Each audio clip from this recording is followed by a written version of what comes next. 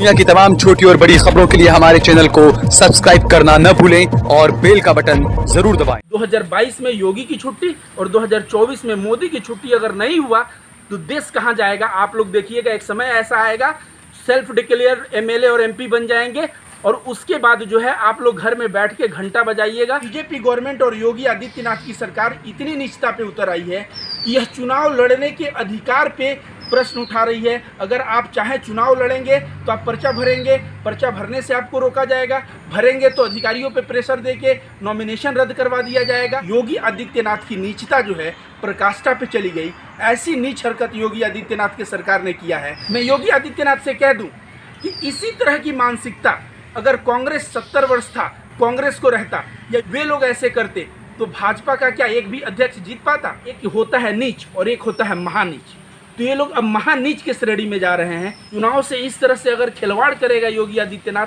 तो योगी आदित्यनाथ को 2022 में आप लोगों को लात मार के बाहर निकाल देना चाहिए, क्योंकि 2022 के चुनाव में भी यह इसी तरह की नीचता करेगा। आप देख रहे हैं देश लाइव, देश की आवाज। दोस्तों, मेरा नाम रविकांत भारती है। उत्तर प्रदेश में 17 जिले से जो जिला अध्यक्ष बनना था, इसके लिए चुनाव होता है जिला अध्यक्ष के लिए, और उसमें जो जिला पंचायत सदस्य जीतते हैं वे वोट करते हैं। तो 17 जगह से केवल भारतीय जनता पार्टी का बंदा ही नॉमिनेशन कर पाया है।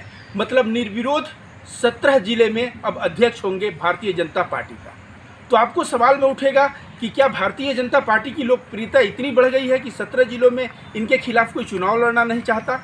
इनके खिलाफ लोग चुनाव लड़ना चाहते थे, लेकिन योगी आदित्यनाथ की नीचता जो है प्रकाष्ठा पे चली गई। ऐसी नीच हरकत योगी आदित्यनाथ की सरकार ने किया है कि जो भी चुनाव में अपना पर्चा दाखिल किया, या तो उसका पर्चा खारिज करवा दिया गया, और या तो बीजेपी पार्टी के द्वारा गोरखपुर का एक केस है आलोक गुप्ता, जो समाजवादी पार्टी से जिला पंचायत का जो चुनाव लड़ रहे थे अध्यक्ष का, उनको भाजपा के कार्यकर्ताओं के द्वारा पकड़ के अपहरण करके और 100 किलोमीटर दूर 3 बजे नॉमिनेशन का लास्ट टाइम था, 3 बजे 100 किलोमीटर दूर एक जंगल में छोड़ दिया जाता है कि आप जाइए अब नॉमिनेशन कर लीजिए। और इसके वजह से जो सपा है वो गोरखपुर से नॉमिनेशन नहीं कर पाई।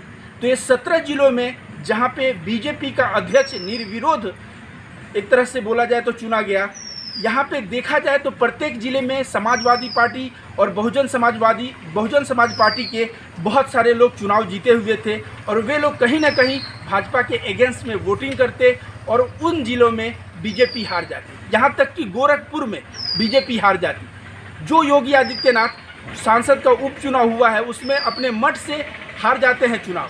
योगी आदित्यनाथ भली भांति जानते थे कि अध्यक्ष का चुनाव वो हारेंगे गोरखपुर से, और वो गोरखपुर के हैं। इसकी वजह से समाजवादी पार्टी का जो अध्यक्ष पद का कैंडिडेट था उसको भाजपा के कार्यकर्ताओं के द्वारा अपहरण करके, और वो भी एक जंगल में छोड़ दिया जाता है। और कब छोड़ा जाता है? जब 3 बजे लास्ट डेट रहता है, तब वो बंदा कैसे पहुंचेगा, कैसे नॉमिनेशन करेगा। तो आपको बता दें, ये बीजेपी गवर्नमेंट और योगी आदित्यनाथ की सरकार इतनी नीचता पे उतर आई है कि यह चुनाव लड़ने के अधिकार पे प्रश्न उठा रही है। अगर आप चाहें चुनाव लड़ेंगे तो आप पर्चा भरेंगे, पर्चा भरने से आपको रोका जाएगा, भरेंगे तो अधिकारियों पे प्रेशर देके नॉमिनेशन रद्द करवा दिया जाएगा। इस तरह की इनकी मानसिकता है। मैं योगी आदित्यनाथ से कह दूं कि इसी तरह की मानसिकता अगर कांग्रेस 70 वर्ष था, कांग्रेस को रहता, या यूपी में समाजवादी पार्टी की सरकार थी, बहुजन समाज पार्टी की सरकार थी, वे लोग ऐसे करते तो भाजपा का क्या एक भी अध्यक्ष जीत पाता? कदापि जीत नहीं पाता। दोस्तों, जब से बीजेपी सरकार आई है तब से ईवीएम पे सवाल उठता है। क्यों? क्योंकि ये चुनाव आयुक्त किसे बनाते हैं? सुनील अरोड़ा, जो करोड़ों करोड़ों रुपए के घोटाला का जिसके ऊपर केस है, और वो मोदी चाहता है कि इसको बनाओ चुनाव आयुक्त। नहीं, ये नहीं जाएगा तो जेल में जाएगा, तो मोदी के कहे में रहता है। बंगाल में इसीलिए तो नरेंद्र मोदी चुनाव होने के पहले कह देते हैं कि दीदी तो गई, और सही में दीदी जो है नंदीग्राम से चुनाव हार जाती है। तो ये जो चुनाव आयुक्त ये लोग जो चुन के रखते हैं, उन लोगों का फोकस दीदी को हरवाने में इतना हो गया कि बाकी जगह दीदी के समर्थक जो है जीत गए, और वहाँ पे टीएमसी की सरकार बन गई। तो भारतीय जनता पार्टी और योगी आदित्यनाथ, मैं कहूँगा कि एक होता है नीच और एक होता है महानीच। तो ये लोग अब महानीच के श्रेणी में जा रहे हैं। क्यों? क्योंकि जो नीच होता है वो कम से कम चुनाव में पार्टिसिपेट करने देता है, वो जातिवाद धर्मवाद के नाम पे वोट को तोड़ता है। लेकिन ये महानिचता हो गया कि चुनाव में जो पार्टिसिपेट करने जा रहा है उसका अपहरण कर लेना, अधिकारियों को प्रेशर देके। अब योगी आदित्यनाथ की सरकार ऐसी ही रह गई तो क्या होगा? वही होगा जो आज से 30-40 साल पहले देखने को मिलता था। आप सड़क पे मोटरसाइकिल लेके नहीं निकल पाएंगे, निकलेंगे मोटरसाइकिल लेके, गन पॉइंट पे आपका मोटरसाइकिल छीन लिया जाएगा, आपका पैसा छीन लिया जाएगा और हर एक तरह से आप सुरक्षित नहीं रहेंगे। कुछ चंद रुपए के लिए लोग आपकी सुपारी लेके आपकी हत्या कर देंगे। जिस तरह से एक समय भारत में कि कुछ राज्यों में जंगल राज चला करता था, आज वही जंगल राज फिर से वापस आएगा, क्योंकि योगी आदित्यनाथ की सरकार लोगों को गरीब बनाए जा रही है, गरीब बनाए जा रही है। और इतना जब आदमी गरीब हो जाएगा तो चोरी डकैती लूटपाट यही सब तो होगा।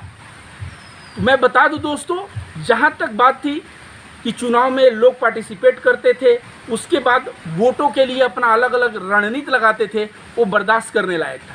लेकिन आज इतना नीचता पे योगी सरकार गिर गया, इतना नीचता पे गिर गया कि नॉमिनेशन चुनाव लड़ने के अधिकार से लोगों को वंचित कर रहा है। और वो 17 जिले जहाँ पे उनकी हार निश्चित थी वहाँ पे वो निर्विरोध अध्यक्ष बना दिए। ये किस तरह की राजनीति है?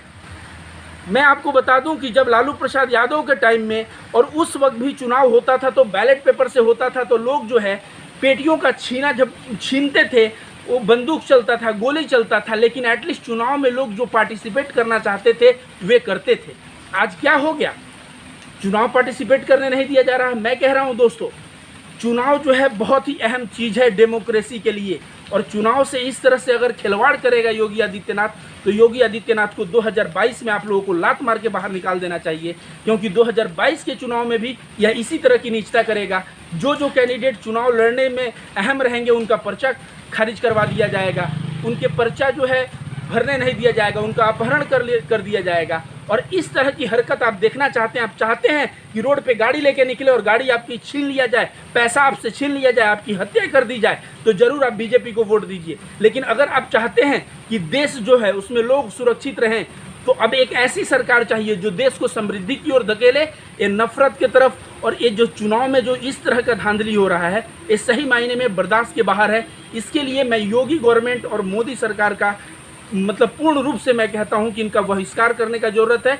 2022 में योगी की छुट्टी और 2024 में मोदी की छुट्टी अगर नहीं हुआ तो देश कहां जाएगा? आप लोग देखिएगा, एक समय ऐसा आएगा सेल्फ डिक्लेयर एमएलए और एमपी बन जाएंगे, और उसके बाद जो है आप लोग घर में बैठ के घंटा बजाइएगा, जो चाहेंगे वे लोग करेंगे, जिसकी हत्या करना चाहेंगे, जिसपे यूएपीए और एनएसए लगाना चाहेंगे लगा के अंदर करेंगे, और आप लोग घंटा बजाते रहेंगे। अभी समय है, अभी समय रहते रोड पे आइए, अभी समय रहते चेत जाइए। अगर अभी नहीं चेतेंगे तो समस्या बहुत गंभीर होने वाली है। धन्यवाद।